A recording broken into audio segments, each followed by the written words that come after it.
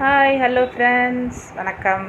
இன்றைக்கி அருமையான சுவையான ஒரு இனிப்பு சுவை உள்ள பாயாசம் செஞ்சு காட்ட போகிறேன். செஞ்சு காட்டுதுன்னா உங்களுக்கு தெரியாததெல்லாம் ஒன்றும் புதுமையானதெல்லாம் இல்லை. நம்ம பரம்பரையாக எத்தனையோ குடும்பங்களில் இதை ஒரு வழக்கத்தில் வச்சு நம்ம சாப்பிட்டுக்கிட்டு இருக்கிறது தான். விருந்துங்க நேரத்தில் கூட இதை நமக்கு சப்ளை பண்ணுவாங்க.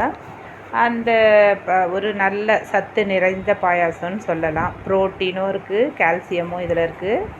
ஸோ நம்ம எலும்புங்களுக்கு ரொம்ப ரொம்ப நல்லது, சக்தி அப்படின்னு சொல்லிட்டு சொல்கிறாங்க இல்லையா. இந்த சிறுபருப்பு சாம்பாராக நம்ம செஞ்சு சாப்பிட்ருக்கோம், கூட்டாக செஞ்சு சாப்பிட்ருக்கோம். ஆனால் இப்படி ஸ்வீட் வகையாக பாயாசம் செஞ்சு சாப்பிடும்போது பிள்ளைங்களும் விரும்புவாங்க, எல்லாருக்குமே நல்லது அது.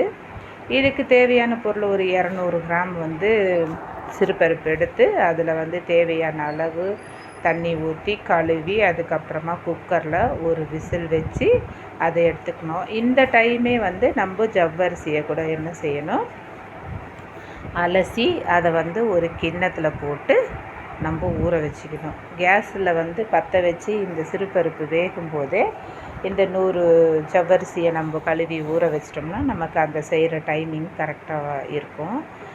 இந்த பாயாசம் என்ன வித்தியாசம்னு சொன்னால், இது நம்மளுடைய முன்னோர் சாப்பிட்டு வந்தது தான்.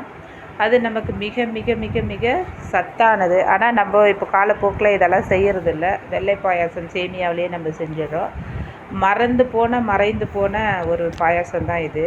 எங்கள் குடும்பத்தில் அடிக்கடி இதை நான் செய்வேன். ஸோ எல்லாருமே என்ஜாய் பண்ணுவாங்க. அது இல்லாமல் சில்ட்ரன்ஸ் ஃபெஸ்டிவலில் ஏதாவது வந்ததுன்னா இதை நான் லாட்டாகவும் செஞ்சு எங்கிட்ட படிக்கிற சில்ட்ரன்ஸ்க்கெல்லாம் நாங்கள் சப்ளை பண்ணியிருக்கோம் ஃப்ரீயாக. ஸோ என்ஜாய் பண்ணுவாங்க பிள்ளைங்க. என்னது ஆண்டி இது, எனக்கு என்னன்னே தெரியலையே அப்படின்னு சொல்லுவாங்க. அந்த மாதிரி சூப்பரான ஒரு பாயாசம் தான் இது. ஸோ இந்த சிறுபருப்பு வேகும் போதே பக்கத்தில் ஒரு கடாயில் தேவையான வெல்லம், நான் நினச்சேன் 200 வெல்லம் போதும் அப்படின்னு சொல்லிட்டு, அதனால் 200 வெல்லத்தை நல்லா கரைசல் பண்ணி அதை கொதிக்க விட்டுட்டேன். அது பாகுலாம் எதுவும் காய்ச்ச தேவையில்லை ஃப்ரெண்ட்ஸ். அது அப்படி டஸ்ட்டு வடிக்கணும் அப்படின்றதுக்காக கொதிக்க வச்சிட்டேன். கொதிக்க வச்ச உடனே நான் சொன்னேன் இல்லையா, ஜவ்வரிசியவும் நல்ல ஒரு வெந்நீரில் போட்டு ஒரு ஆவி கண்ணாடி பதத்துக்கு வரும்போது அந்த சிறுபருப்பில் எடுத்து நம்ம போட்டோம்னா மிக்ஸ் பண்ணோம்னா சரியாக இருக்கும்னு, அதுக்காக அதையும் வேக வச்சுக்கிட்டேன். அது ஓரளவு வந்த பிறகு அதை தூக்கி அந்த சிறுபருப்பில் ஊற்றினோன்னே அது வெள்ளையாக இருக்கும். நேரம் ஆக ஆக அது சரியாக வெந்து போயிடும். அதுக்கப்புறம் இந்த சுடன்னு இருக்கிற இந்த கரைசலையும் என்ன செஞ்சுட்டு, இந்த சிறுபருப்பு போட்ட ஜவ்வரிசி போட்ட அந்த பாத்திரத்துலேயே அதை நல்லா அப்படியே வடித்து ஸ்ட்ரெயினர் வச்சு வடித்து அதையும் அதில் ஊற்றிக்கிட்ட உடனே ஒரு நல்ல கலவை உருவாயிடுச்சு ஃப்ரெண்ட்ஸ். அப்படி உருவாகும்போது இந்த சுவையை கூட்டுறதுக்கு இதுவே ரொம்ப சூப்பராக தான் இருக்கும். ஆனால் இன்னும் நம்ம சுவையை கூட்டுறதுக்கு நான் எப்பொழுதும் மில்க் மெய்டு வீட்டில் வச்சுப்பேன் நிறையா. ஸோ அது ஊற்றி அருமையான ஒரு ருசிக்கு கொண்டு வந்துடுவோம். ஆனால் இன்றைக்கி என்கிட்ட கொஞ்சம் தான் மில்க் மேட் இருந்தது. சரின்னு ஒரு காய்ச்சின பால், திக்கான பாலையும் எடுத்து இருந்த மில்க் மேடோடு அதை நல்லா அடித்து அதை மிக்ஸ் பண்ணி வச்சுக்கிட்டேன். இந்த கலவைங்க எல்லாம் ஒன்று சேரும்போது வெல்லத்தையும் ஊற்றி மிக்ஸ் ஆன உடனே நான் என்ன செஞ்சேன், சரியான மிக்சிங் வந்த பிறகு அந்த மில்க் மேடை இதில் ஊற்றிட்டேன் ஃப்ரெண்ட்ஸ். அந்த மில்க் மேடை ஊற்றிட்ட பிறகு ஒரு கலர் அழகாக சேஞ்ச் ஆகிடுச்சி. ஆனால் உண்மையிலே திக்கான மில்க் மேடு ஊற்றிருந்தால் இன்னமும் சூப்பராக கலர் மாறும். ஆனால் இது கொஞ்சம் நான் பால் ஆட் பண்ணேன்னு சொன்னேன் இல்லையா, அதனால் இது ஒரு கொஞ்சம் லைட் கலர் வந்தது.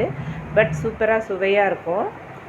இது நல்லா மிக்ஸ் ஆன உடனே பக்கத்தில் ஒரு பாத்திரம் வச்சு கொஞ்சமாக நெய் போட்டு, நமக்கு தேவையான அளவு, நெய் இல்லைன்னா கூட நீங்கள் ஆர்டினரி ஆயிலில் கூட பொரிச்சிக்கலாம். ஆனால் நெய் இருந்ததுனால நெய்யில் போட்டு முந்திரி ப்ளம்ஸ் எல்லாம் அதில் போட்டு தீயாமல் ஒரு ப்ரௌன் ஷேடு வர அளவுக்கு அதை வறுத்துக்கிட்டு, அது பொரிஞ்ச உடனே அதை அப்படியே தூக்கி இந்த பாயாசத்தில் கொட்டிட்டேன். அச்சச்சோ, இவ்வளோ குக்கர் நிறைய செஞ்சிட்டோமே, அப்படியே மீந்து போயிடும் போல இருக்குன்னு நினச்சேன் ஃப்ரெண்ட்ஸ். ஆனால் செஞ்சு இறக்கி அப்படி வைக்கிறதுக்குள்ளார எல்லாமே பாயாசம் காணாமல் போயிடுச்சு. அவ்வளோ டேஸ்டியான ஒரு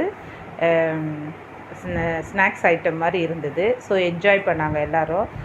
நீங்களும் உங்கள் வீட்டில் உங்கள் பிள்ளைங்க விடுமுறையில் இருக்கும்போது இந்த மாதிரி வகை வகையாக செஞ்சு கொடுத்து அவங்கள சந்தோஷப்படுத்துங்க. அவங்களுக்கு ஹெல்த்தியான ஸ்நாக்ஸ் கொடுத்தா மாதிரியும் இருக்கும். இவ்வளோ நேரம் என்னுடைய வீடியோ பார்த்ததுக்கு தேங்க்யூ ஃப்ரெண்ட்ஸ். இந்த வீடியோவை லைக் பண்ணுங்கள், ஷேர் பண்ணுங்கள், சப்ஸ்கிரைப் பண்ணுங்கள். நீங்களும் உங்கள் வீட்டில் இந்த மாதிரி பாரம்பரிய உணவு வகைகளை செய்து மகிழுங்கள். வணக்கம்.